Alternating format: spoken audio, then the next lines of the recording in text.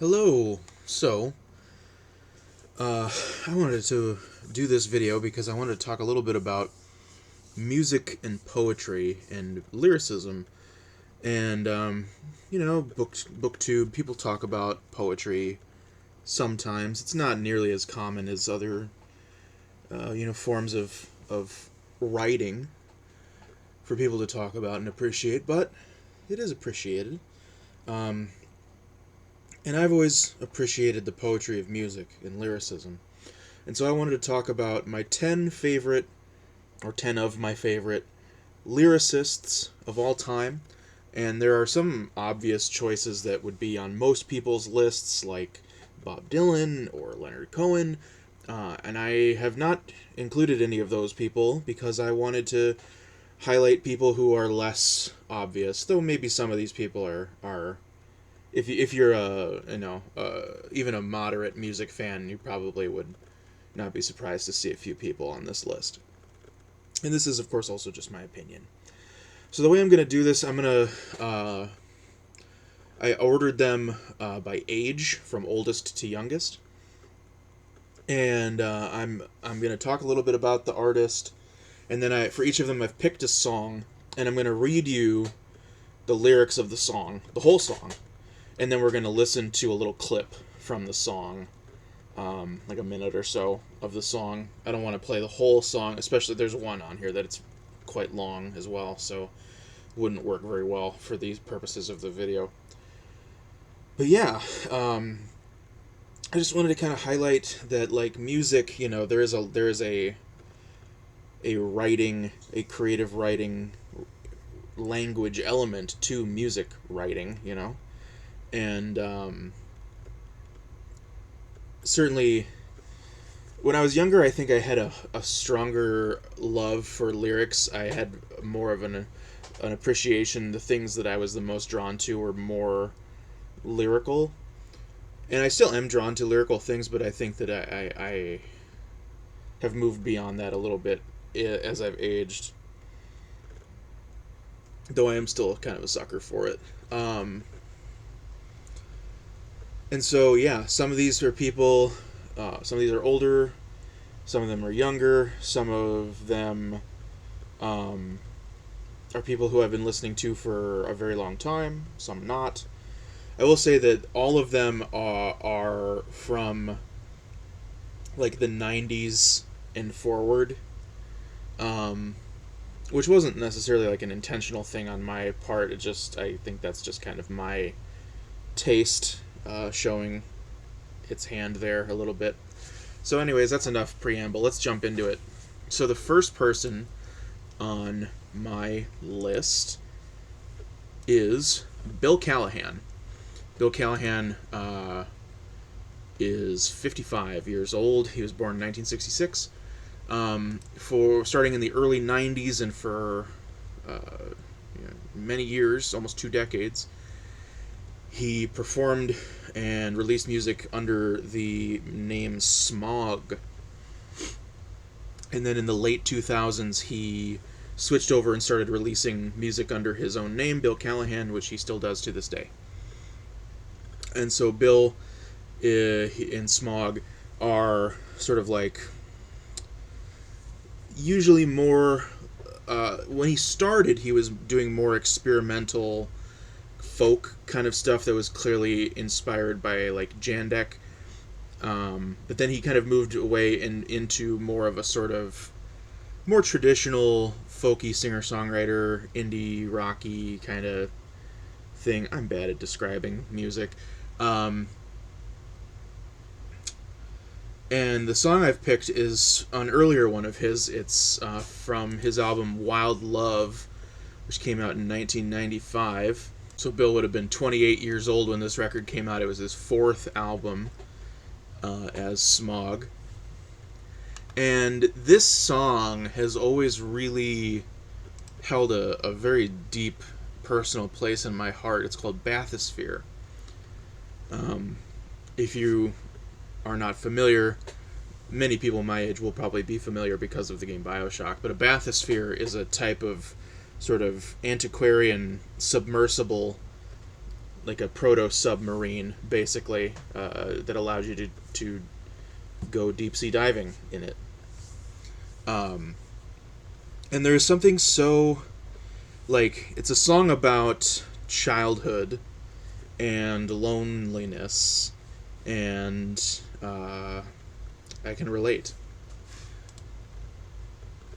When I was 7, I asked my mother to take me to the bay and put me on a ship and lower me down, lower me out of here, because when I was 7, I wanted to live in a bathysphere.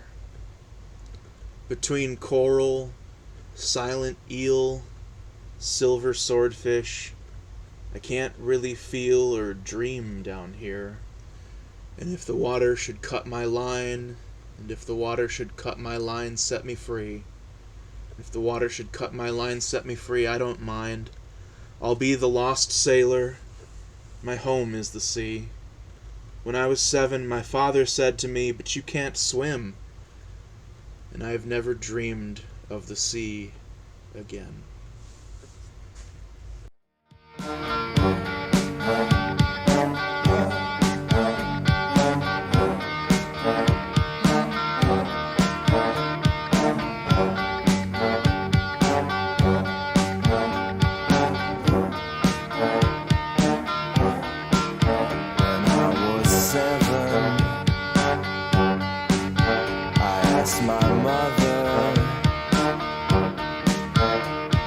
Took me to the bay and put me on a ship and lower me down, lower me out of here. Because when I was 7, I wanted to live in a bathysphere.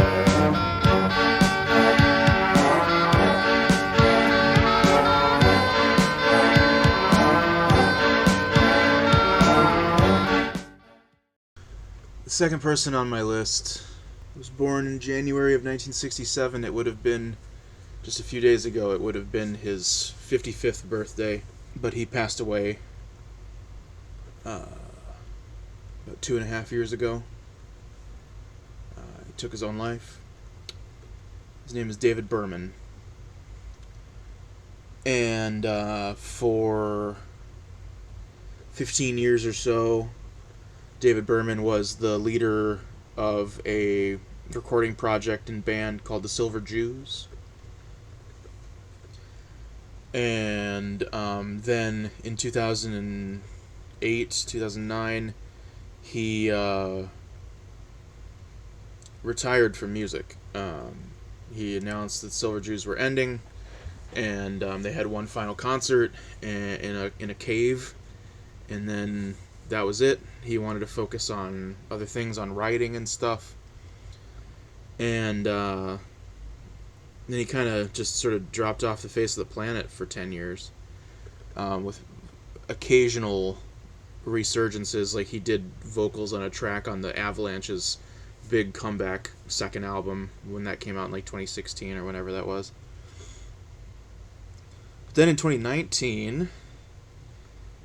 like 10 years after the end of Silver Jews, it was announced that he was coming out of retirement. He was making a new record. He had a new band. The band was called Purple Mountains.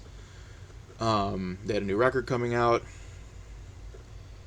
And the record came out, and like less than 2 weeks after the record came out, he committed suicide.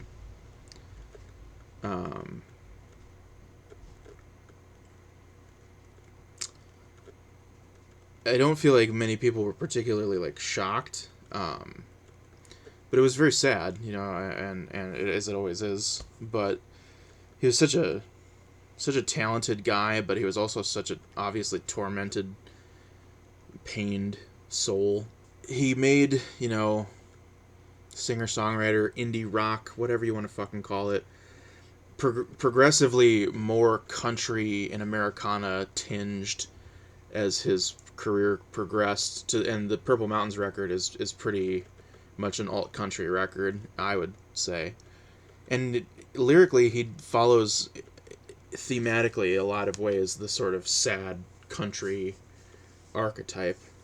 I picked a song called Like the Death, which was originally released in 1998 on the Silver Jews album American Water, which was the Silver Jews' third album.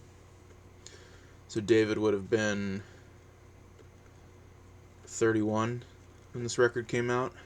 It was hard to pick a song for him because he's maybe the best. Maybe. I'm not going to say anybody's the best, but if it might be him. And the reason I picked this one is because there are so many, there's a good number of really incredible lines in this song that I think will kind of give you an idea. There are few people who can wield a single line with the power that David Berman does in pop music. Like the death, air crickets, air crickets, air crickets, air crickets, air. Mother and child with magazine, into a story, into a dream. Why is there something instead of nothing? And how is the asking built into the hunting? Do you believe in MGM endings? Everybody's coming back to Christmas for Texas. Folks who've watched their mother kill an animal know that their home is surrounded by places to go, and the West has made a deal with the sun. My life at home every day, drinking Coke in a kitchen with a dog that doesn't know his name. Oh, right, it could have been anyone. Grass, rabbits, grass, rabbits, grass, rabbits, grass, rabbits, grass. Nobody cares about a dead hooker, looking like one, standing for many. Life finds a limit at the edge of our bodies. A stranger begins wherever I see him. Let's live where the indoors and the outdoors meet. All the kids in the Commonwealth are free. Every morning you forgive me, every evening you relive me, and the thing itself is what you give me, and the morning has cut a deal with the East. Like the death. Air crickets, air crickets, air crickets, air crickets, air. Like the death. Air crickets, air crickets, air crickets, air crickets, air.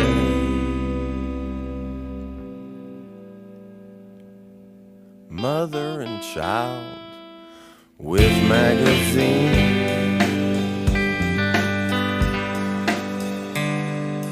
into a story, into a dream.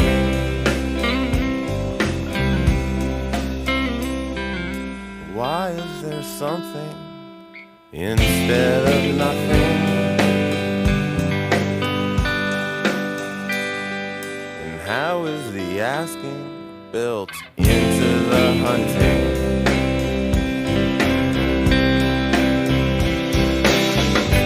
Do you believe in MGM endings? Yeah. Everybody's coming back to Christmas for Texas.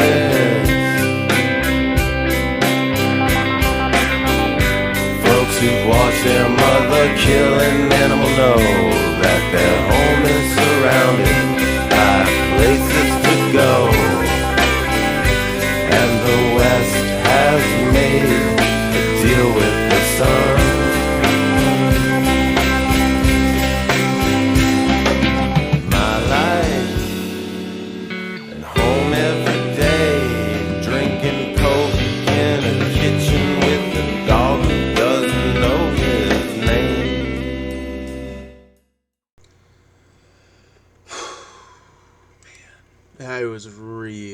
bummed out when he died. That was a tough break. And unfortunately, he's not the only deceased person on this list, so... Third person on the list was born October 24th, 1970, making him 51 years old. His name is Jeff Mangum. Probably not a huge surprise to have him be on this list or for me to be a fan of his. Jeff was the primary member, songwriter, leader of a band in the 1990s called Neutral Milk Hotel, who made 2 records on Avery Island in 1996, and then the much more famous and popular In the Airplane Over the Sea in 1998, after which the band broke up, and Jeff Mangum has lived a life primarily outside of the public eye, and has not released or recorded, except for one song, any new material written after In the Airplane Over the Sea in the 24 years since it was released. He has played some concerts. There were a few one-off shows and appearances that he did throughout the 2000s. Then in the early 2010s, he toured for a year solo, doing acoustic shows. And then in 2013, I believe, Neutral Milk Hotel reformed briefly and world toured for like a year and a half or something like that. And then since that ended, he has not appeared publicly since, in the 8 years since that happened, and has not released any new music or anything.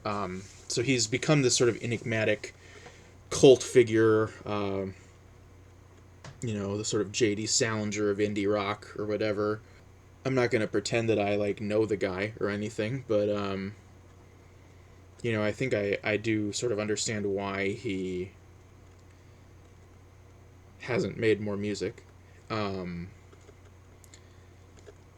I used to really want music from him.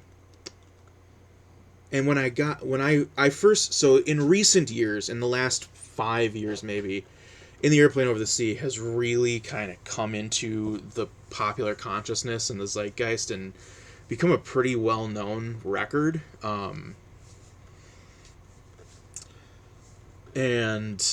I first heard it in 2005 when I was sophomore in high school, and I was first getting into independent rock music. And at the time, it was sort of thought of as one of the better albums from the 90s. I think it's in the top 10 on the Pitchfork list, which is probably where I first found it for best albums of the 90s. But its stature has just only grown, in the years since. And when I was I've been very obsessed with his music since that time, since I was a teenager. And for many years, I didn't think I was ever going to get to see him play. And then I got to see him play 3 times. Once on his own, and then 2 times with Neutral Milk Hotel. Which was a really incredible experience that I have an incredible amount of gratitude for. But in the terms of new music, I think it seems to me like the prospect of making new things and putting them into the world is probably painful for Jeff Mangum. I don't think that it's going to give him any joy to do, and I think that if it was going to, he would have done it by now. And so, I'm content. I'm content with what we have, and I don't need any more from him if he doesn't have it to give. That's fine. He doesn't owe me anything. So Jeff Mangum's lyrics are very surreal, often psychosexual, famously, there's a lot of themes in the Airplane Over the Sea album about traveling back in time to save Anne Frank from the Holocaust, and fantasies about them being like lovers and all sorts of weird shit that people like to make memes about. But his music really is deeply personal to me, and has been for a long time. It's very funny and weird to see it latch on in such a big way with people who weren't even alive when that record came out. Not that I was 8, so it's not like I was like, there for it at the time. I came to it fairly late. But it's still interesting. And so for Jeff, I have not chosen a song from In the Airplane Over the Sea. I've chosen a song from the first album, On Avery Island, which I will die on the hill that On Avery Island is basically just as good as In the Airplane Over the Sea. They're both incredible albums. It's like pretty common that people think that Avery Island is like mid, which is just insane to me. It's just boggles my mind. Anyways, the song is called April 8th. People have deduced what they believe this song to be about, and I think they're probably right, which is Henry Darger, the artist and writer who wrote some of the longest books ever written. Most famously, he after he died, it was discovered that he had written all and made all of this art in his apartment. He was a sort of reclusive janitor in Chicago, and it was found that of the most famous work that he did was his book, The Story of the Vivian Girls, the full title of which I have here in front of me. The Story of the Vivian Girls in what is known as the realms of the unreal in the Glandeco-Angelinian war storm caused by the child slave rebellion, which was a 15,000-page novel with over 300 double-sided, huge illustrations that he had painted to go along with the book.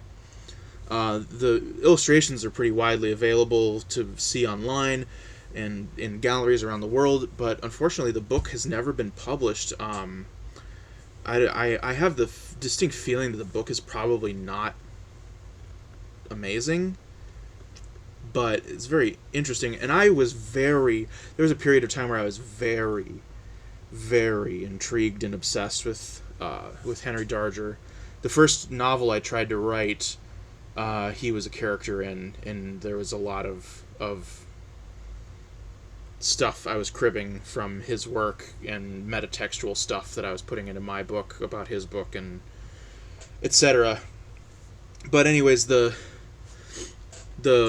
book and his sort of obsession with the themes of children and protecting children, which is sort of what the whole story of Vivian Girls is about, was inspired by a true crime case, the murder of a little girl named Elsie Parabeck, who was killed in 1911 when Darger was young, and it deeply, deeply affected him and his work through the rest of his life. And the day that she died was April 8th, which is the name of this song. And so people think that this is sort of like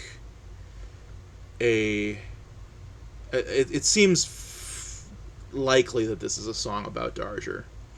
In all of Mangum's songs, there is this incredibly sad and incredibly dark and incredibly needy sort of horniness that just sort of permeates all of his music that I really identify with. And this song is no exception. And this song, lyrically, really reminds me of being young, being a young man, younger than I am, late teens, early 20s, and like being looking for something in other people and desperately hoping I would find it and failing. Crawl across toward your window. I'm calling softly from the street. Always a lonely widow, half awake and sleeping on my feet. I'm of age but have no children, no quarter phone booth calls to home. Just late night television inside my bedroom all alone. There is no use in waiting, offer up your steps so I can climb and show me all your figure paintings etched in the middle of the night. Let me stretch upon your carpet, let me hear the rain tap on your street, knowing I am safe on the inside, blankets wrapped and drifting off to sleep.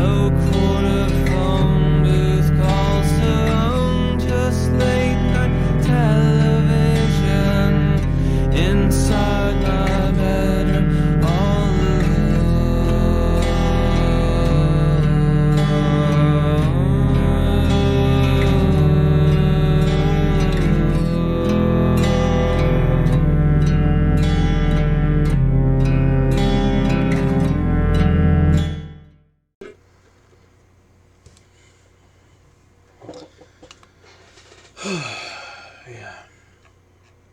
Up next is the first rapper on the list. There will be more.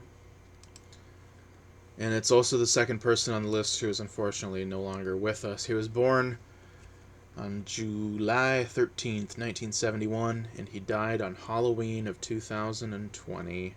So just over a year ago. He's known by many names. His true name is Daniel Dumoulin, but you probably would best know him by the name M.F. Doom.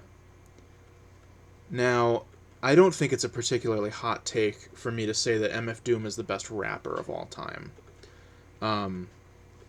He may have made my favorite, rap album of all time or anything like that, but in the terms of, lyricism and rapping, untouchable. The best. Incredible. To me. In doing, what hip-hop, when you think of hip-hop, this is the pinnacle of the form. So, Doom, he started out in the early 90s with his brother as a duo in a group called KMD. And then after they had some success with their first record, they were working on their second record called Black Bastards. Then a number of things happened in short succession. The first was that their record label refused to release Black Bastards because of the content of the album and the album cover, which featured a caricature of a Sambo character being lynched. And then shortly after that, Subrock, MF Doom's brother, was killed. He was struck by a car while crossing the street and killed. And after that happened, Doom spent 5 years, as he described it later in interviews, basically living in near homelessness, just a total all-encompassing, world of despair throughout the rest of the 90s, until in 1999 he returned under a new name, MF Doom. And then the MF stands for Metal Face, usually. He took on a persona of a villain inspired by Doctor Doom from the Fantastic Four comics. And he would perform only when he would wear a mask, a metal mask. Over the following years, during the first half of the 2000s, he was extremely prolific. And he started releasing music under other aliases as well. Viktor Vaughan was one that he put out a couple records under. King Ghidorah was a persona he had originally as part of a hip-hop collective called Monster Island Czars, where all of them took names from various kaiju characters. And he was King Ghidorah, but then he also made a solo album under that name as well. He would also often have, when he would collaborate with a producer, he would they would have a name for the project. For instance, the most famous project that MF Doom was ever involved in, Mad Villainy, was an album that was released under the name Mad Villain, which was a collaboration between him and Madlib. So Mad Lib and Villain, because he is the villain. And then also Danger Doom was a collaboration between him and Danger Mouse. There are many others. I've chosen a song from the first Viktor Vaughan album, Vaudeville Villain. And I chose this song because I think it has some of the best exemplary wordplay and just like galaxy brain lyricism that he ever achieved. It's not one of his best known songs, but like it's one of my favorites of his. There are some lines in here that just like melt my fucking face off. I don't think anybody has ever been as good at rhyming as this man was. And it was such a fucking tragedy when he died. Just totally fucked my day up when that happened. We didn't find out that he had died until New Year's Eve 2020. So 2 months after he had died. His family kept it a secret for 2 months. So it was just just recently, last week, the 1 year anniversary of when we all found out that he had passed away. And it's very sad. The world is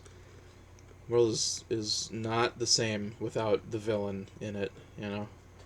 So this song is called Lick Upon, and I'm gonna do my best to not just rap it with my bad New York Doom accent. I want to try and really give you the experience of the actual words that he's saying, because in the song it's almost like going so fast that sometimes your ear is trying to process what you heard, and we're already moving on to something else. Confirmation of your worst fears. Ever since his first years, he had a thirst for beers. Back from the future, it'll make you more soberer. And brought back a long list of fakers who crossed over. I'm like, fuck it, bubble baller. Catch him up at Bob's show, stall him with a troubled collar. Bastard, who could make G's faster than a newly remastered while being truly plastered. There's 4 sides to every story, and if these walls could talk, they'd probably still ignore me. Contemplate war over a cup of warm coffee. It's really getting gory. Tell your problems to Maury. Don't bore V with the glory hallelujah. Crews be like phooey. It's all a bunch of hooey. I knew he had a new G. Who he? Viktor Vaughan? He had a new sicker song. I think he called it Lick Upon. But he study rhymes and patterns. Climbs so steep sometimes the beat don't be matterin'.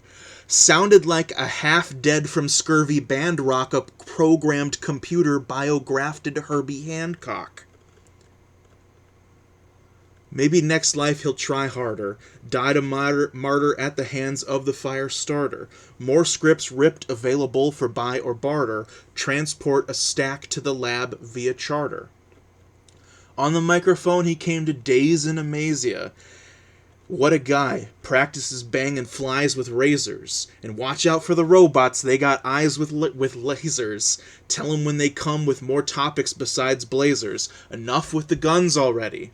They're all toys and lames. The joy is in the aim. He asked him, how's your poison game? Do you bust your crossbow? Also, more so, accurate, body blows to torso, thought so. These flows you won't find in No How To, and if the blacksmith doubt you, he smack the shit out you. Make nothing gone, let nothing twitch. Just don't be near the mic when the on button switch. V, bring the beef like a trucker to Fudd Rucker. Delivery to all of y'all motherfuckers and bloodsuckers. Coppin' more please than when a rap bicker on, and that's my word is bond, and I think he call it lick upon. He wrote this one with a fever, sick in bed, with his dick head inside a chicken head. No, a dead chicken's head, he said it helps his nausea, and if he lost you, wait till he tells you about the flying saucer. Dag, the kickback'll leave your wig ragged for a big bag of good grizzle and some zigzag. Survival, keep a rival in denial and bust what he got just for coming out his pie hole. Die calmer than a suicide bomber. V, just the type to do a who ride with mama. Said to James Bond, my name is Viktor. Viktor Vaughan. Told the chick the quickest way to get on, lick upon.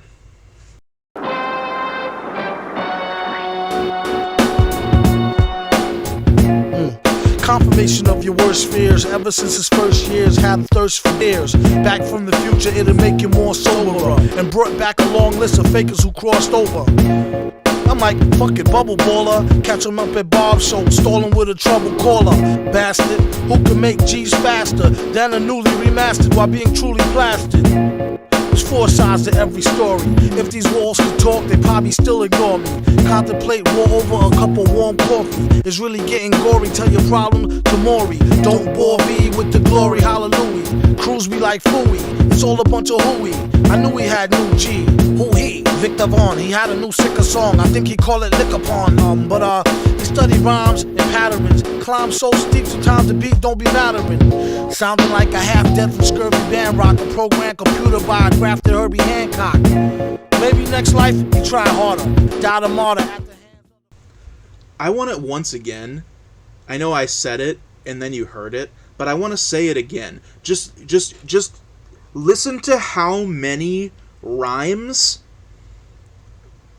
are in these two lines. Sounded like a half-dead from scurvy band rock, a programmed computer biografted Herbie Hancock. I remember the first time I heard this song when I was like 15, and I heard that, and I was like, I couldn't even comprehend.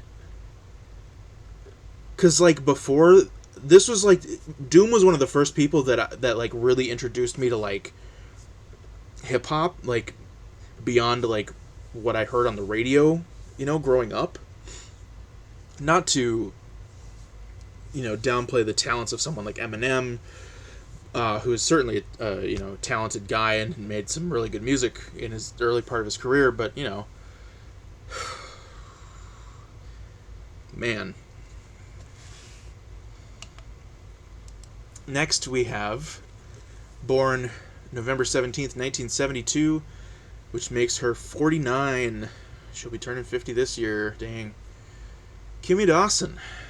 Kimya Dawson came to be known in the early 2000s as half of the two leaders of the band the Moldy Peaches, who were a big part of the like New York sort of like underground rock scene in the late 90s and early 2000s. Think of the era of The Strokes and Interpol. Moldy Peaches were definitely sounded different than those bands. It was her and Adam Green were the two main people behind the Moldy Peaches, and they made extremely low fidelity, home recorded folk rock music that was very sort of tongue-in-cheek and humorous, but not always, you know. and had more substance to it than just like saying it was like comedy music. I think that's a very inaccurate way of describing the Moldy Peaches. After they made their one record, they went their separate ways, amicably. They're still on good terms to this day, and embarked on solo careers. And Kimya's solo career has largely been making folk music, acoustic guitar, singer-songwriter music. And she definitely always has had like a sense of humor in her music, and she's a very lovely person. I really admire her a lot on a personal level, and have for a long time. She and the Moldy Peaches became much more well known in late 2007 when the movie Juno came out, because Juno used a bunch of her music in the soundtrack, and the soundtrack became very popular. Of course, most famously, it used the song Anyone Else But You by the Moldy Peaches, which is a duet. But it used a number of Kimya's solo songs as well. I had been listening to Kimya and the Moldy Peaches for a while at that point, like a year or so.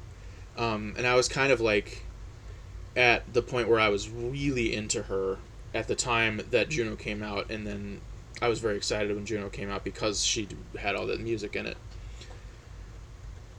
So the song that I have picked today is from her second solo album, My Cute Fiend, Sweet Princess. It's called The Beer. And Kimya is in recovery, and so this is a song that unambiguously is about alcoholism. And I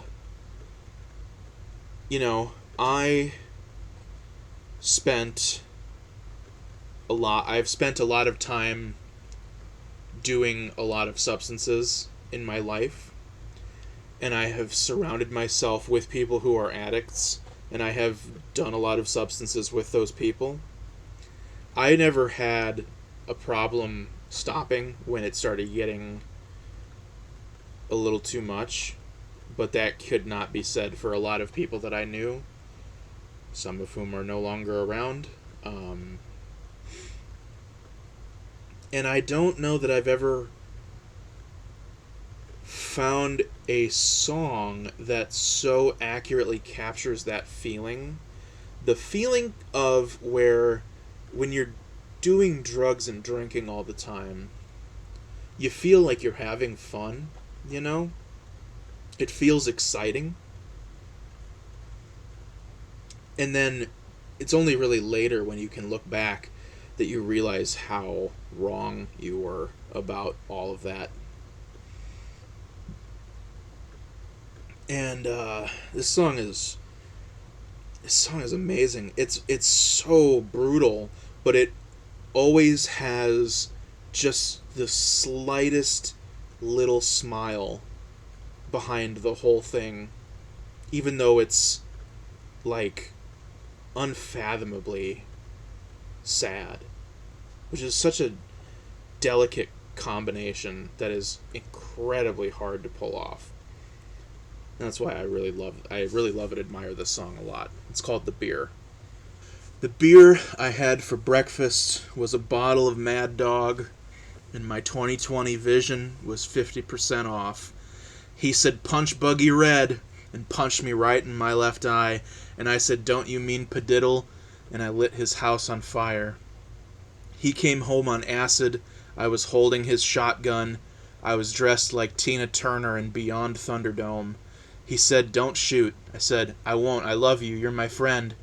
So I handed him my wig and shot myself in the head. Then I stuffed a box of tissues in the hole in my skull, and I got in my Mazda, and I drove to the mall, and I bought a Big Johnson shirt and some silicone tits, and when I pulled out the tissues, they were covered with shit. And the beer I had for breakfast was a box of cheap white wine, and the boombox on my shoulder was a box of clementines. I ate every single one without noticing the mold, and you said, "You're gross, my darling." I said, "No, I'm rock and roll." Even though I'd never ever been in a band, I got cool as black ice tattooed on my hand, and the Christians gave me comic books as if I would be scared of burning in hell. Well, I was already there. And the beer I had for breakfast, silver bullet in the brain, and the beer I had for lunch was a bottle of Night Train, and the beer I had for dinner was my crazy neighbor's pills. We had to sit down on skateboards just to make it down the hill. Then I peed my pants, and you stole the groom's cigar, and some old man made me watch him masturbate locked in his car. When I got back to the apartment, you were face down on the floor, and you said, "Don't go to bed yet, let's go get a 64. And the beer I had for breakfast was a pint of Jim Beam, and a fifth of peach schnapps, and some warm Sunny D. And you said bottoms up, just as I bottomed out, and I tried to scream fuck you, but blood was pouring out of my mouth. And Evan Dando never planned on telling you the truth, and your Leonardo ID card was your fountain of youth. You can be a teenager for your whole fucking life, just find some pretty sucker and make that bitch your wife. I guess by now you all know my friend Danny broke his neck. He was driving home from Sirens and then he got into a wreck. First I cried for him, then I cried for me, haunted by the ghost of the girl I used to be. But the rocks with holes are warm in my hands, and I bury my toes in the hot, hot sand, and the silver pink pony kisses me and says, "You've come a long, long way and you deserve to be really happy."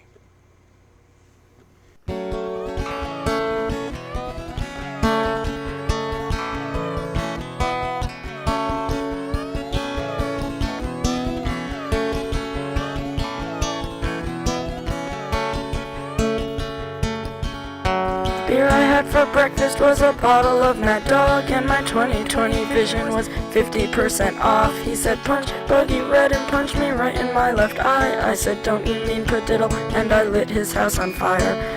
He came home on acid, I was holding his shotgun. I was dressed like Tina Turner in Beyond Thunderdome. He said don't shoot, I said I won't, I love you, you're my friend. I handed him my wig and shot myself in the head. Then I stuffed a box of tissues in the hole in my skull. I got in my Mazda and I drove to the mall. I bought a big Johnson shirt and some silicone tits. When I pulled out the tissues, they were covered with shit. And the Yeah, man. Remember Big Johnson shirts? I should probably pick some of those bad boys up, huh? Next, born May 10th, 1978, making him 43 years young, we have the man known as Ride. Real name Stephen Burnett. He's the rapper for the band Death Grips. As much love as Death Grips gets, I feel like the thing that gets overlooked the most is the lyrical content of Ride's rapping, which is really phenomenal. Death Grips was started in 2010, I think, and released their first mixtape in 2011 called Ex-Military. They had a good amount of buzz if you were running in the right circles at the time that Ex-Military came out, which I was, because one of the three members of the band, Zach Hill, was he's a drummer, and he was best known as the drummer for the math rock band Hella, who were active throughout the 2000s. And I love that band, particularly their first album, Hold Your Horse Is, one of my favorite albums of all time. And he had done drumming for a number of projects. The only time I've ever seen Zach Hill in person was he was drumming for the band Waves with 2 V's, like early in that band's existence, before King of the Beach, when he had just did the 2 self-titled Waves records, and he was still fairly unknown. The second time I saw him, he had Zach Hill drumming for him. So Death Grips is an experimental, industrial hip-hop band that were active throughout the 2010s. They have achieved a pretty large amount of success considering what they do. They are huge targets of meme culture in music fandom, in music memedom. Even probably more so than Jeff Mangum is, which is impressive. They're known for making music that is very abrasive, sonically dangerous, and they are also known for Ride's delivery, which is very high energy and screaming, I think is often screaming. Not always, but often screaming. The song that I've chosen is not super screamy. It's almost more like, if you're a Twin Peaks fan, it's sort of like Gordon Cole, where he's just talking very loud, but with like a kind of normal cadence. And so the song I've chosen to show Ride's lyrics is the first Death Grip song. It's Beware, the opening track to Ex-Military. The song begins with a extended sample from an interview with Charles Manson. That's how Death Grips introduced themselves to the world, was with Charles Manson. And when you look at Beware on Genius, they have the, annotations, but then they also have like the song summary, and I like the song summary here. I think it will kind of give you an idea what you're getting into. Beware follows an unnamed protagonist as he abandons his humanity, giving in to the anger and frustration in his mind and becoming a sort of monster among men. The song explores several admittedly dark themes, including sacrifice, Satanism, violence, intolerance, greed, witchcraft, magic with a CK, and suicide. The introduction notably samples an interview with American criminal Charles Manson. Not typical hip-hop fare, I would say.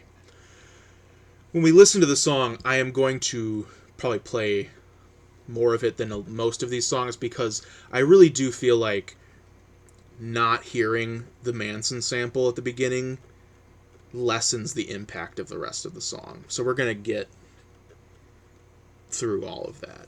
But when I read the lyrics, I'm going to skip over it. The chorus is, I close my eyes and seize it, I clench my fists and beat it, I light my torch and burn it, I am the beast I worship.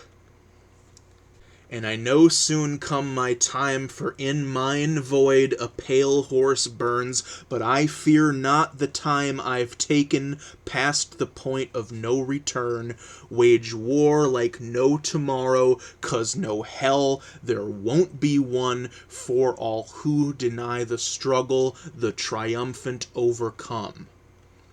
And in the background through this, there's this almost robotic voice that's saying, God is watching, God is watching, watching, watching, God is watching, God is watching, watching, watching. Now the actual verse, the first verse. I don't know if there's ever been a rapper who is as lyrically dense and verbose as Ride. Not even A$AP Rock. Trips to where few have been, out of thin air, upon high winds, rites begin when the sun descends, have felt what few will ever know, have seen the truth beneath the glow of the ebb and flow, where the roots of all mysteries grow. I am below, so far below the bottom line, transmitting live, transmissions rise from the depths, out of controlled by suspended glance of an unblinking eye, imminent gaze cast upon the paths that wind, upon the paths I find and claim as mine, to ride the waves of unrest, made to make me shine as a testament to why the ways of the blind will never get shit but shanked by my disrespect. Dismiss this life and worship death. Cold blood night of serpent's breath exhaled like spells from the endlessness in the bottomless wells of emptiness, channeled to invoke what we represent. Secret order, elitist horde of creeping fire, seizing power. Riders of the lupus hour, eye on palm, time is gone, moonlight drawn, fly till dawn, sacrifice to rise beyond. Deep inside, the violent calm of the coming storm, in blood sworn to glorify and for life adorn, with all that dies to become unborn. I close my eyes and seize it. I clench my fists and beat it. I light my torch and burn it. I am the beast I worship. In the time before time, eyes above which horns curve like psychotropic scythes, and smell of torn flesh bled dry by hell swarms of pestis flies, vomiting forth flames lit by an older than ancient force that slays this life with no remorse. The spiral storm of flames inside, the torch I raise and the force I ride, feel my vessel go up in flames, flesh torch lit by the unnamed, direct connection to the source, vestment of unnatural force, forever burning black torch, wisdom of the old and true, possessed by the chosen few, shining to reveal the ways of a darkness that pervades all that is and ever was, inferno of witches' blood. Worship is not on bended knee, nature knows not of mercy, to pray is to accept defeat. Power pisses on the weak, bow and beheaded by the beast, beggar on a bitch's leash, scum is desperate for relief. Worship is the way I ride, witching currents through the eye of storms that force the false to die. Worship the flames with which I rise into apocalyptic skies. Harsh winds flay mine flesh to bone, in splintered skeleton I roam, wastelands with naught to call my own, but the path I walk alone. The hunger burns within my gut, as my bones turn into dust. And I know soon come my time, for in mine void a pale horse burns, but I fear not the time I'm taken, past the point of no return. Wage war like no tomorrow, 'cause no hell there won't be one for all who deny the struggle, the triumphant overcome. I close my eyes and seize it, I clench my fists and beat it, I light my torch and burn it. I am the beast I worship. What a fucking song, man. Like, just, Jesus Christ. When I heard this record for the first time, there have been few experiences in my life that just totally, like, psychotronically melted my brain. There had never been anything like this before when this record came out. It just totally changed everything. And I love this record. It's one of my favorite records of all time. It's my favorite Death Grips record still. Most people think the Money Store is the best one. I'd say the Money Store is a close second, but beware. They start you with a warning. He come to me with money in his hand. He offered me. I didn't ask him. I wasn't knocking someone's door down. I was running from that. When I got out, I was in that. I was already through that. I had that. I had the studio. I went to the studio. Went to Fox Studios. I had it all. And I looked at it and I said, this is a bigger jail than I just got out of. I don't want to take my time going to work. I got a motorcycle and a sleeping bag and 10 or 15 girls. What the hell I want to go off and go to work for? Work for what? Money? I got all the money in the world. I'm the king, man. I run the underworld, guy. I decide who does what and where they do it at. What am I going to run around and act like I'm some teeny bopper somewhere for somebody else's money? I make the money, man. I roll the nickels. The game is mine. I deal the cards.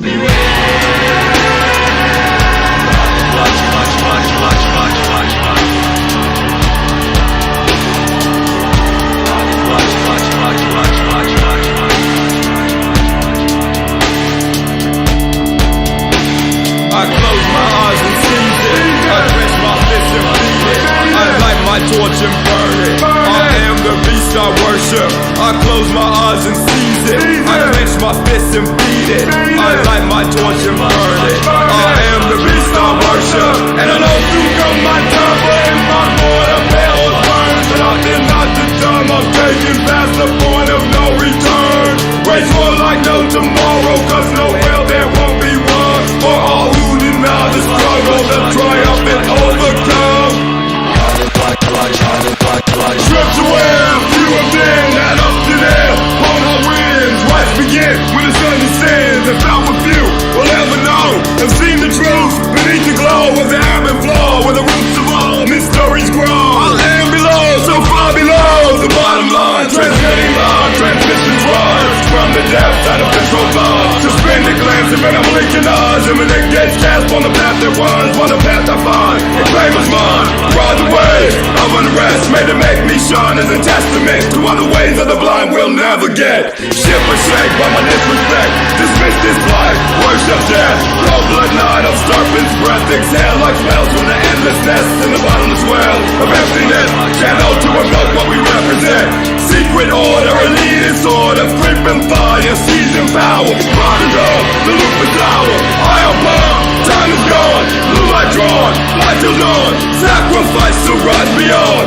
Deep inside, the violent calm of the coming storm. In blood sworn to glorify and for life adorn. With all that dies to become unborn. I close my eyes and seize it. I clench my fist and beat it. I light my torch and burn it. I am the beast I worship.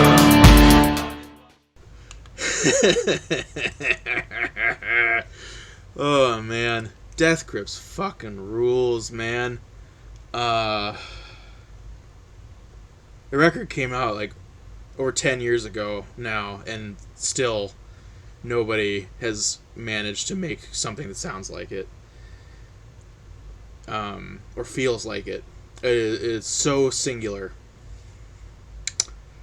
Incredible. Next,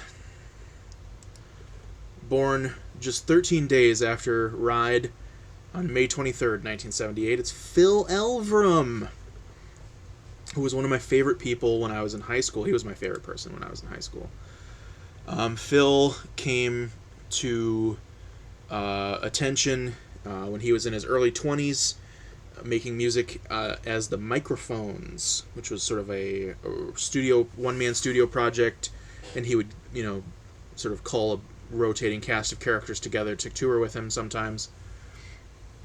Then in 2005, in 2003-04, he released an album under the name The Microphones called Mount Eerie. Then shortly after, he announced that he was changing the name of the band to Mount Eerie. And then he released music under Mount Eerie up through 2020, when he came back to the Microphones name and made a record called The Microphones in 2020, which is an incredible album.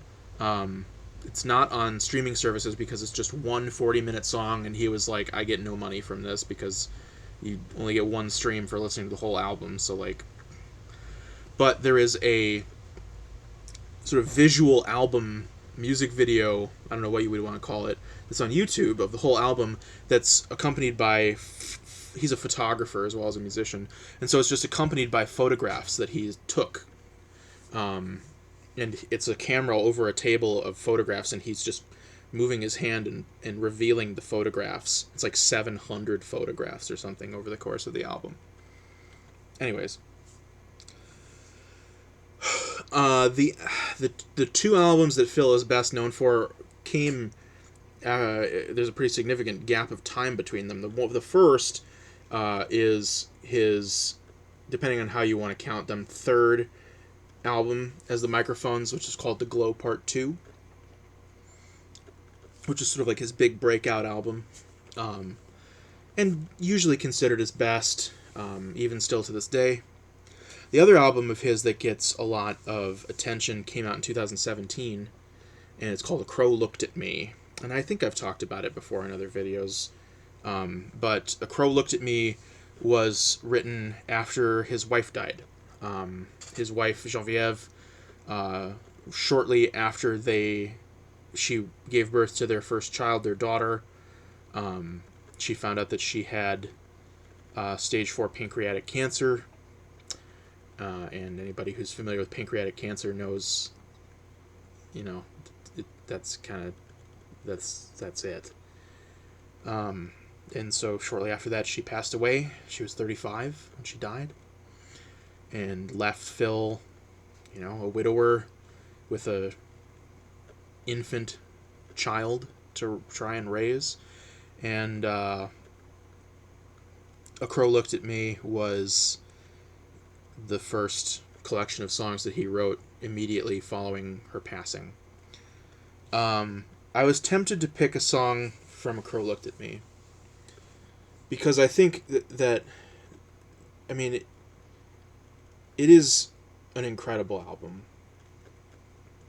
But it's an album that is like displaying an inconceivable amount of pain and grief. Since I was such a huge fan of Phil's, I became interested in all of his sort of friends and collaborators, and I became a big fan of his wife's. She was a musician and a artist. She made comics, and I had been a huge fan of her work, her art, and her music for many, many years. Had corresponded with her via email a few times. Had total celebrity crush on her. She was like one of my big celebrity crushes. Celebrity is probably the wrong word, but public figure crushes, stranger crushes. And so I don't think that there has ever been a death of a stranger, a person that I didn't personally know,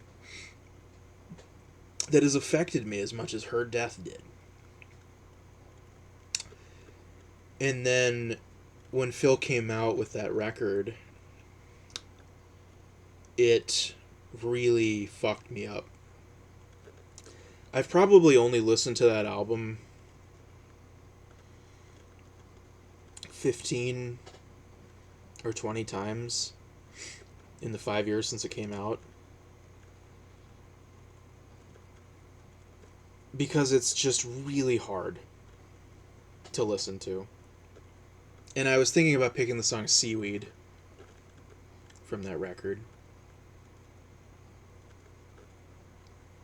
But thinking about that song makes me cry.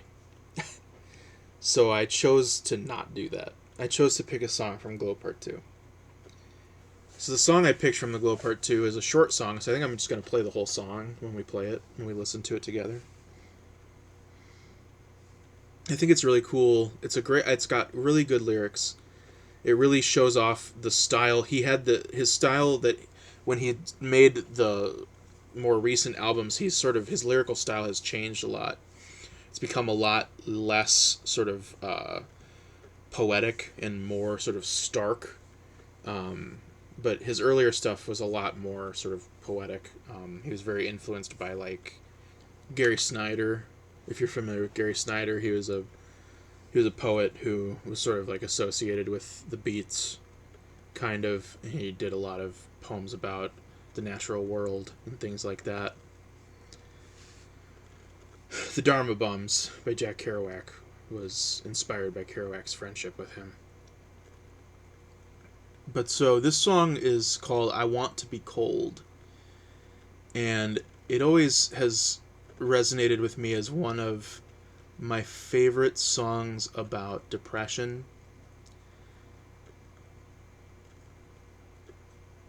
It's a lot more literal than a lot of the songs on this album are, but I also love it because of the sound. I think it's such a great little microcosm of the range of sound that Phil is capable of producing. It starts very big, and then it ends very small.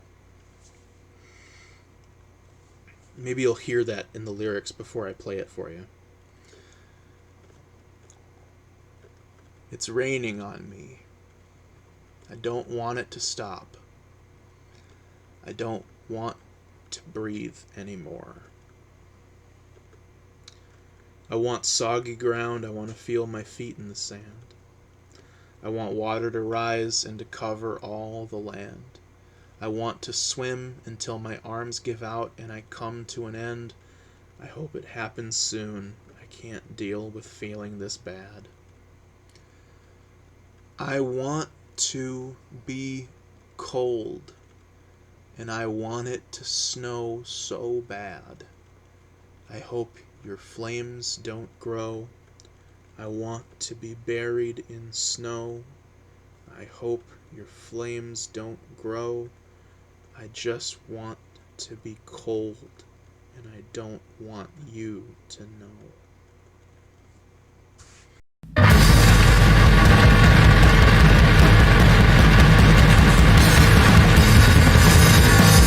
It's raining on me.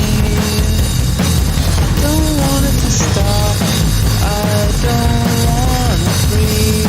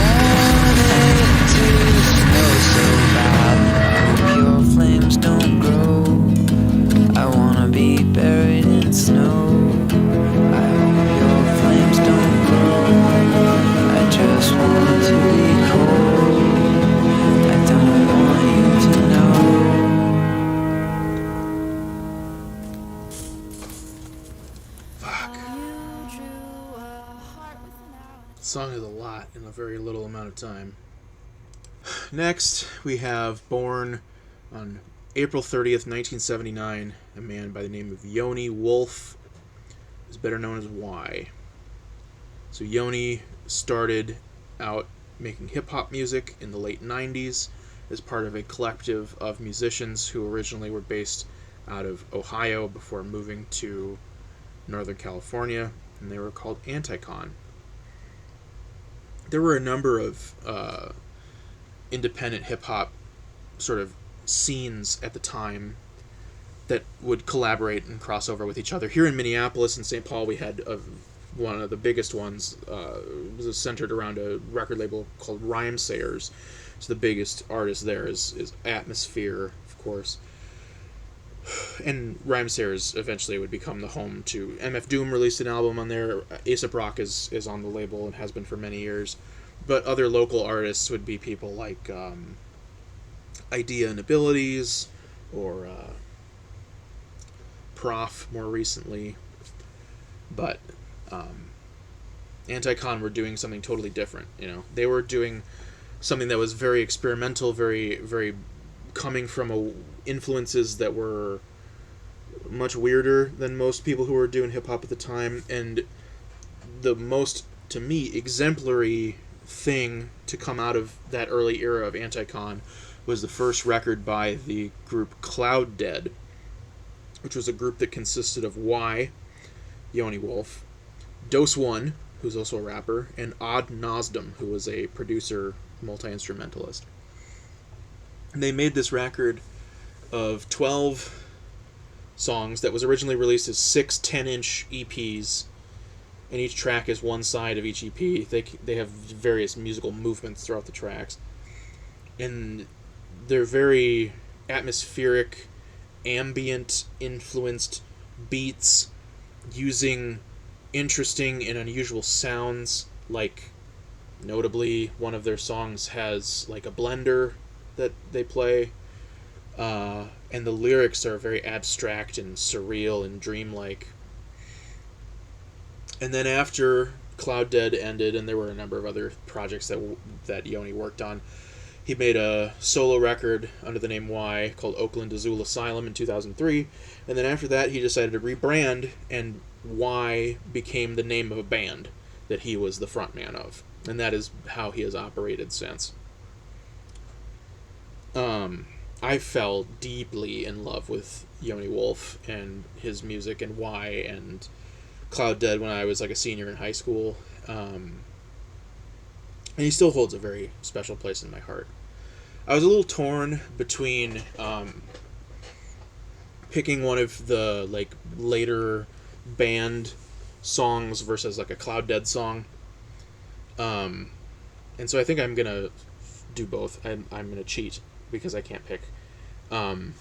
So first we're gonna do a song from the first cLOUDDEAD record. We're not gonna do the whole song. We're just gonna do the first verse and the chorus. This song is called Jimmy Breeze 2 because it's the second side of the Jimmy Breeze single. And this will be a little shorter, so. It seems I'm only me in sleep, where we meet and dream at the concrete bottom of the Brody garage bridge you just jumped from. Who would have ever thought art school could be so sickening, wearing a werewolf mask you tuck your shirt in. You say it's nice to look like you just stepped out of a movie. And sure, you look cinematic, silhouetted at the edge of a roof of a car park under the orange sunset sky with an empty sketch pad and werewolf mask. We always meet too late after you done did it, put cracks in concrete 50 feet from where I first saw you stand. A pack of little birds peck at your flesh and your monster mask as I reach to touch your shoes, to track the trail of where you've been. You want to hear what we sound like? I got all the boys over here. Say hi to Jim, please. Hey! It seems I'm only me in sleep, where we meet and dream at the concrete bottom of the Brody garage bridge you just jumped from. Who would have ever thought our school could be so sickening, wearing a werewolf mask? You tuck your shirt and you said it's nice to look like you just stepped out of a movie. And sure, you look cinematic, silhouette on the edge of the roof of a car park under the orange sunset sky with an empty sketch pad and a werewolf mask. We always meet too late after you done did it, but cracks in concrete 50 feet from where I first saw you stand. A pack of little birds peck at your flesh and your monster mask, and I reach to touch your shoes to track the trail of where you've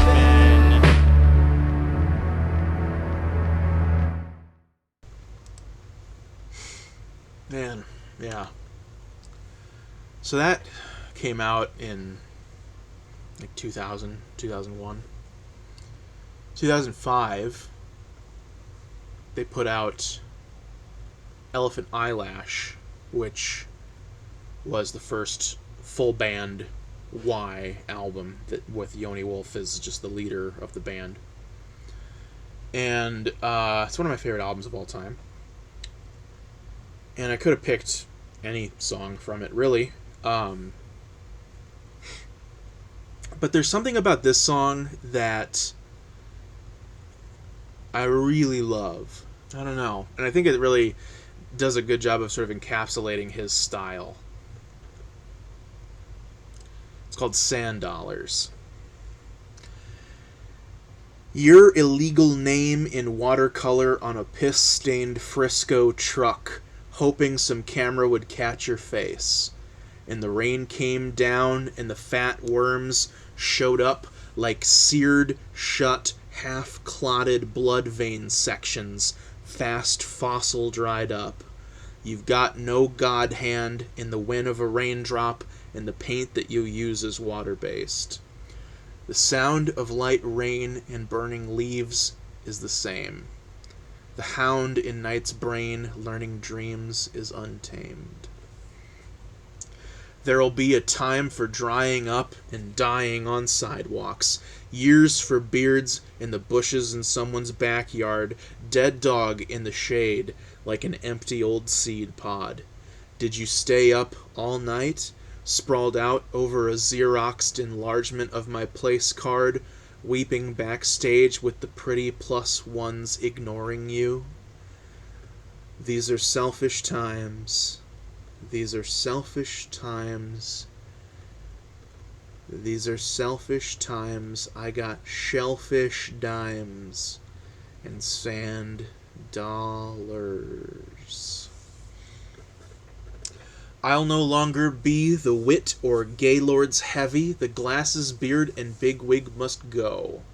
I did not play bigger bank in the back seat of the cheese. That seemed risky, but my jeans were called Huskies.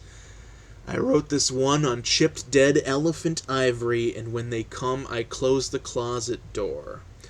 I wanted to breathe on beat and go a fifth higher than my physical voice was coined for. I wanted to serve with hunger, but my gut split and the hunger men poured into war. These are selfish times. These are selfish times. I've got shellfish dimes and sand dollars. Did you stay up all night, sprawled out over a Xeroxed enlargement of my place card, weeping backstage with the +1 babes?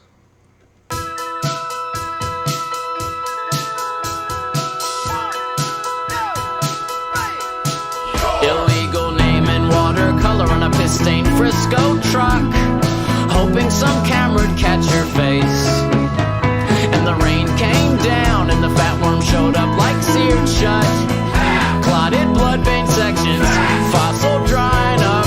You got no God hand in the wind of a raindrop, and the paint that you used was water-based. The sound of light rain and burning leaves is the same. The hound in night's brain learning dreams is untamed.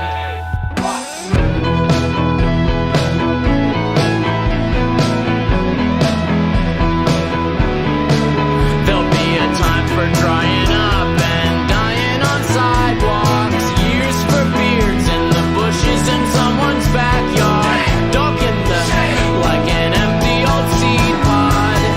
Did you stay up all night? Sprawled out over a Xerox enlargement of my place card, weeping backstage with the pretty +1s ignoring you. These are selfish times. These are selfish times.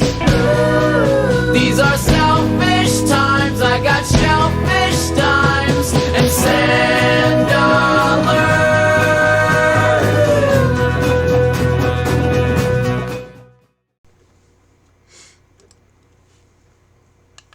It's good shit, man. Now, I hate saying this at this late in the video, but this one's gonna be kind of long. This is a long song. We're not gonna listen to the whole song, of course, but I will read the whole thing.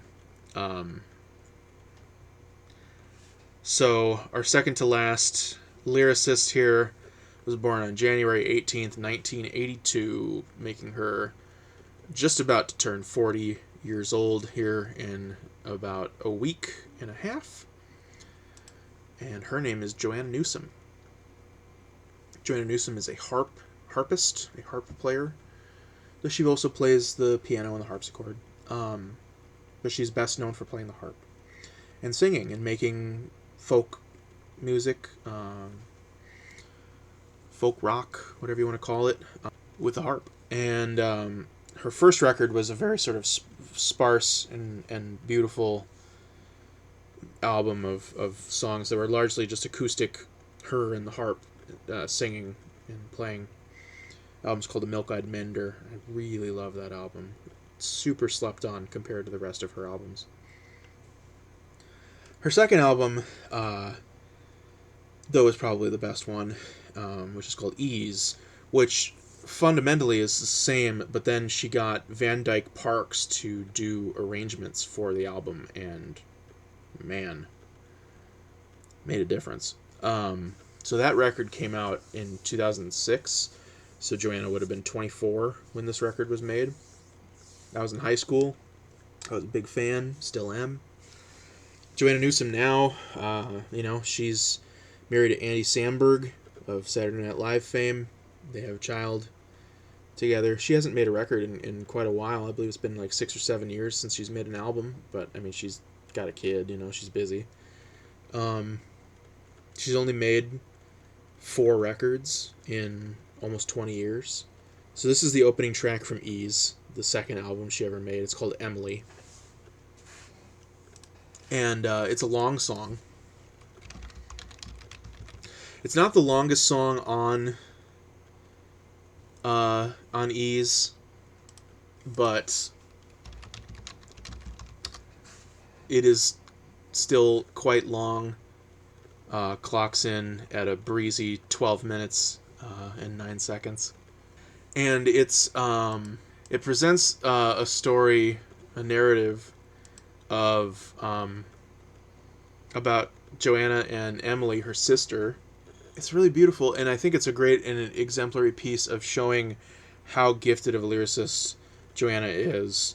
She has a huge vocabulary, and is not afraid to show that off. There is, in this song, so many little moments of pure human bliss that feel so universal. I feel like the conversations between Joanna and Emily mirror so many... Anybody, I think, most people, have had the experience of being with a friend, someone they love really dearly, and staying up late into the night talking. And that's what this song always makes me think of and feel. It captures that feeling really well. The meadowlark and the chimchuree and the sparrow set to the sky in a flying spree for the sport of the Pharaoh. A little while later, the Pharisees dragged a comb through the meadow. Do you remember what they called up to you and me in our window? There's a rusty light in the pines tonight, sun pouring wine, lord or marrow, into the bones of the birches and the spires of the churches jutting out from the shadows. The yoke and the axe and the old smoke stacks and the bale and the barrow, and everything sloped like it was dragged from a rope in the mouth of the south below. We've seen those mountains kneeling, Felton and gray. We thought our very hearts would up and melt away from that snow in the nighttime, just going and going, and the stirring of wind chimes in the morning. In the morning helps me find my way back in from the place where I have been. And Emily, I saw you last night by the river. I dreamed you were skipping little stones across the surface of the water, frowning at the angle where they were lost and slipped under forever in a mud cloud, mica spangled like the sky had been breathing on a mirror. Anyhow, I sat by your side by the water. You taught me the names of the stars overhead, and I wrote down in my ledger, though all I knew of the rote universe were those Pleiades loosed in December. I promised you I'd set them to verse, so I'd always remember that the meteorite is the source of the light, and the meteor's just what we see, and the meteoroid is a stone that's devoid of the fire that propelled it to thee. And the meteorite's just what causes the light, and the meteor is how it's perceived, and the meteoroid is a bone thrown from the void that lies quiet in offering to thee. You came and lay a cold compress upon the mess I'm in, through the windows wide, and cried, Amen, Amen, Amen. The whole world stopped to hear you hollering. You looked down and saw now what was happening. The lines are fading in my kingdom, though I have never known the way to border them in. So the muddy mouths of baboons and sows, and the grouse and the horse and the hen, grope at the gate of the looming lake that was once a tidy pen, and the mail is late, and the great estates are not lit from within. The talk in town is becoming downright sickening. In due time we will see the far buttes lit by a flare. I've seen your bravery, and I will follow you there, and row through the night time so healthy, gone healthy all of a sudden, in search of a midwife who can help me help me find my way back in. And there are worries where I've been, and say, in the lee of the bay, don't be bothered. Leave your troubles here where the tugboats shear the water from the water, flanked by furrows curling back like a match held up to a newspaper. Emily, they'll follow your lead by the letter, and I make this claim, and I'm not ashamed to say I knew you better. What they've seen is just a beam of your sun that banishes winter. Let us go, though we know it's a hopeless endeavor. The ties that bind, they are barbed and spined, and hold us close forever.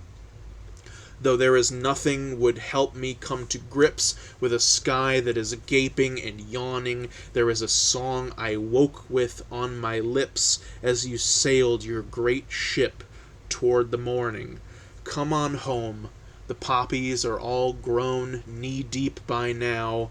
Blossoms all have fallen, and the pollen ruins the plow. Peonies nod in the breeze, and while they wetly bow with hydrocephalitic listlessness, ants mop up their brow. And everything with wings is restless, aimless, drunk, and dour. The butterflies and birds collide at hot, ungodly hours. And my clay-colored motherlessness rangily reclines. Come on home now, all my bones are dolorous with vines. Pa pointed out to me for the 100th time tonight the way the ladle leads to a dirt-red bullet of light. Squint skyward and listen. Loving him, we move within his borders. Just asterisms in the stars' set order. We could stand for a century staring with our heads cocked in the bright daylight at this thing. Joy, landlocked in bodies that don't keep, dumbstruck with the sweetness of being till we don't be. Told, take this, eat this.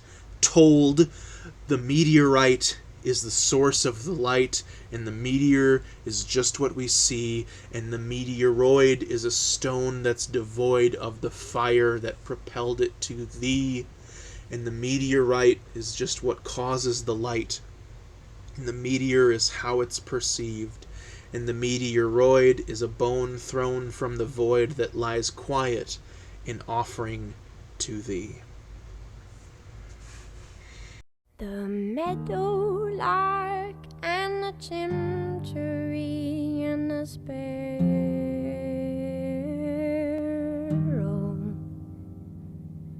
set to the sky in a flying spree for the sport of the pharaoh.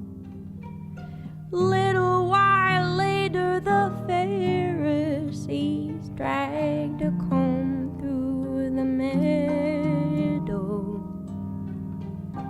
Do you remember what they called out to you and me in our window?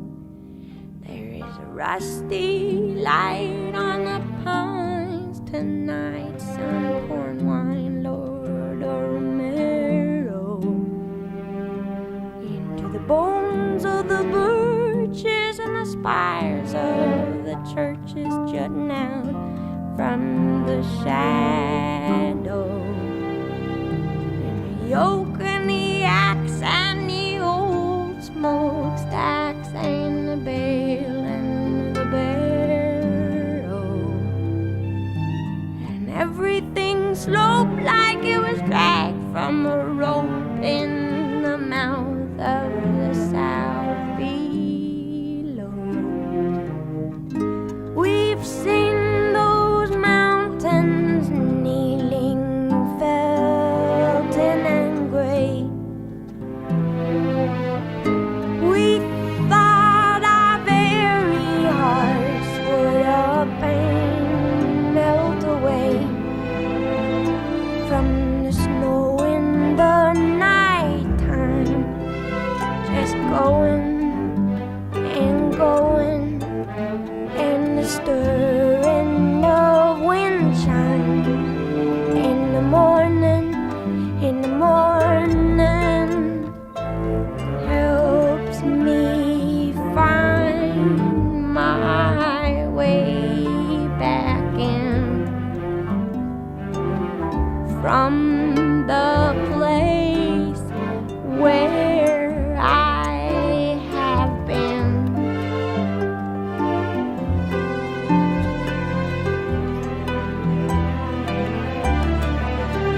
And Emily, I saw you last night by the river.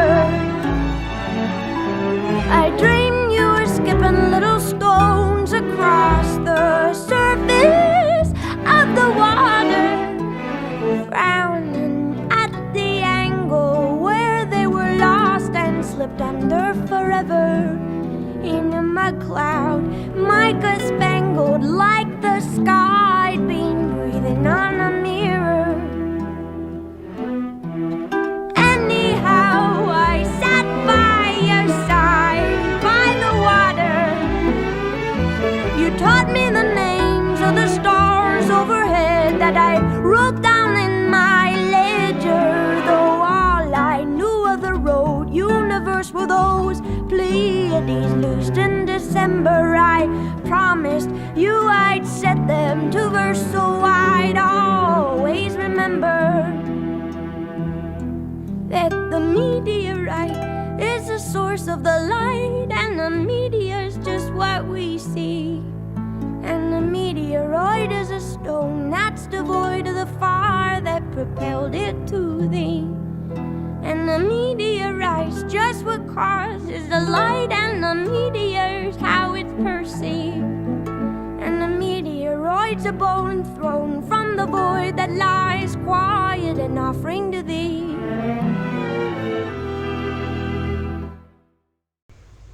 So that one I've let play a while because I wanted to get to the chorus, but that song is so good.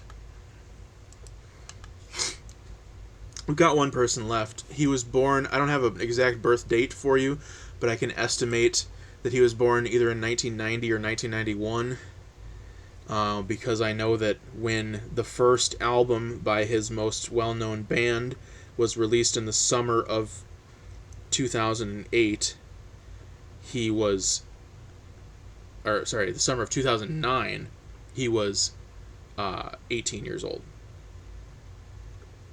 Which would mean that he was either born in 1991 or 1990. And his name is Adam Demerjian, and he is best known as the leader of a short-lived band called the Brave Little Abacus. If you watched my favorite albums that I heard in 2021, you would have seen the Brave Little Abacus make 2 appearances on that list with both of their records. So, at the time that Adam made this song that I'm going to read the lyrics from, he was 19, I think. 19. This is from the second. This is the first track on the second Brave Little Abacus album. Just got back from the Discomfort, We're All Right. Brave Little Abacus get called a lot of things. Emo is the one that's most popular, but they're not. I don't really think of them as an emo band. They're just a lot more than that. It's a very reductive thing to call them, I think, and misleading too. And his lyrics are so much more dense and cryptic than almost anybody else in that sort of world of music. They're not accessible. They're not like, anthemic or anything at all. They're very dense, they're very layered, and wise beyond his years. Incredible that he's younger than me. Incredible that he was making this record when he was barely out of high school. So this is the first track on the second record. It's called Pile, No Pile, Pile, with exclamation points. You're not listening. I said stop, because it's come to be too much. I can't just pile aesthetic, perceptive, dilemma, over-analytic demeanors, feelings of lonely worthlessness and unproductivity atop the other, allowing each to bleed through their fabricated boundaries and become one more thing to notice me before it's too late and too far away from when I dreamt of explaining to you that you are an everywhere, that caused these words I'd somehow type, my fingers, feet, and diaphragm all screaming. And as things grew more complicated, conscious expansion cultivated, the book's ideas, songs, polyphony, texture, content danced around me, and unlike all the events staged, the puppeteered facade I'd made, this was naturally extraordinary and grabbed me from the ordinary, now perceived reduction theory of where we are. From afar, it made less sense and appeared beautyless, which I guess is its defense. Not that any simple allegory transcends my inability to relate. It's this inability to relate that provides the socially obligatory things that I want to relearn. Why we're friends again. I thought you knew. I can pile one on top the other. It just feels bad. It just feels bad to realize you might hear something in the quietest of nights. There are two of me, and one of them will say, Hannah, way before now, way before now, way before now. And then, of course, the song ends with a little sample of Hal from Malcolm in the Middle, and he says, so now a relationship that was totally meaningless and trivial is over. It's hard to get too upset.